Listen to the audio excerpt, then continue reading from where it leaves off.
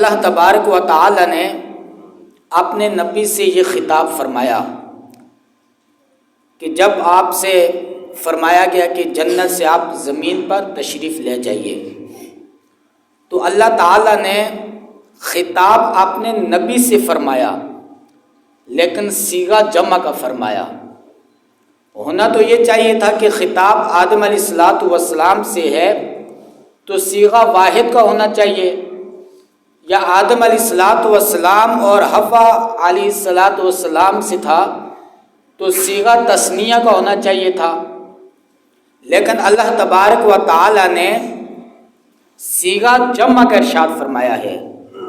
تو جب ہم اس پر غور کرتے ہیں تو ہمیں یہ سمجھ آتی ہے کہ یہ جو خطاب تھا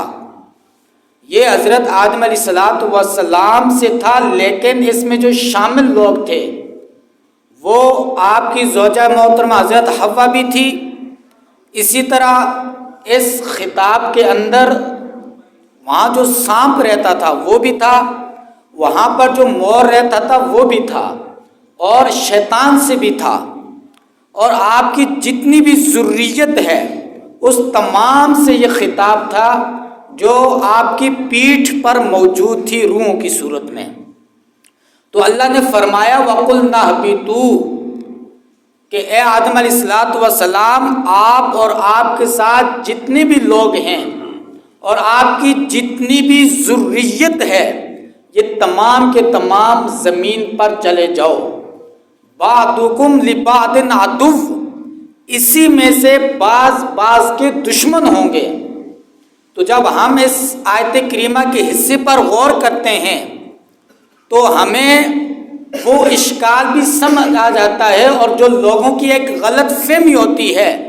کہ حضرت آدم علیہ السلام نے ہمیں جنت سے نکلوایا، یہ جملہ بہت غلط تھا،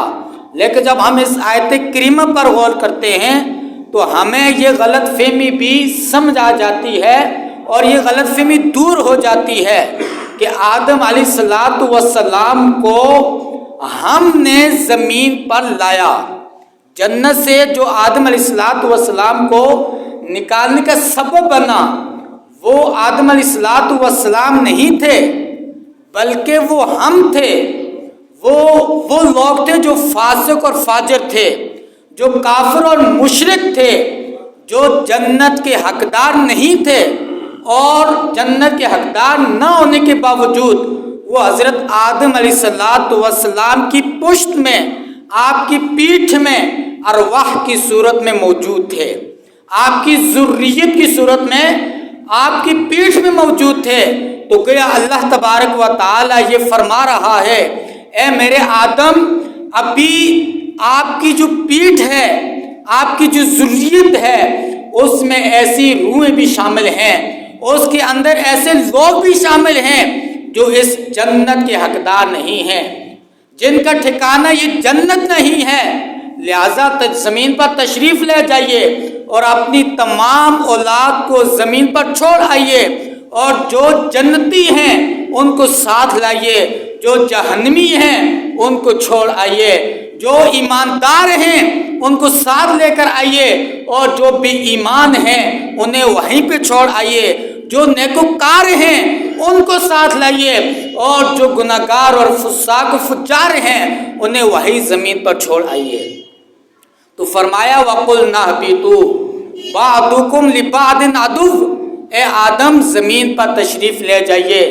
اور حق اور باطل کے درمیان فیصلہ کیجئے، اور اچھے اور بروں میں فرق کیجئے، اور ان کو الگ الگ کیجئے، اور جو چنیدہ لوگ ہیں، جو میرے پسندیدہ لوگ ہیں، یہ جنت انہی کا ٹھکانہ ہے،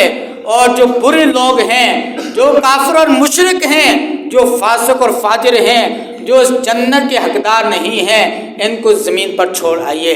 تو گویا اللہ تبارک و تعالی نے یہاں پر جمع کی صیغوں کو ارشاد فرما کر ان تمام جو غلط فہمیاں تھی، جو شک و شبہات تھے، اور جو طرح طرح کے سوالات ہمارے ذہنوں کے اندر جنم لے رہے تھے اللہ کے نبی کے بارے میں، اس ایک صیغے سے اللہ تبارک و تعالی نے ان تمام اعتراضات کا جواب دے دیا، ان تمام سوالات کا اور تمام اشکالات کو اللہ تبارک و تعالی نے اس جمع کے صیغے کو ارشاد فرما کر تمام کے تمام کو حل فرما دیا۔ فرمایا وَقُلْنَا اهْبِطُوا بَعْضُكُمْ لِبَعْضٍ عَدُوٌّ، فرمایا یہ بعض کے دشمن ہیں۔ جب بعض کے دشمن ہیں تو وہ ایک جگہ کیسے رہ سکتے ہیں؟ ان کا ایک ٹھکانہ کیسے ہو سکتا ہے؟ وہ یکجا ہو کر جنت میں کیسے رہ سکتے ہیں؟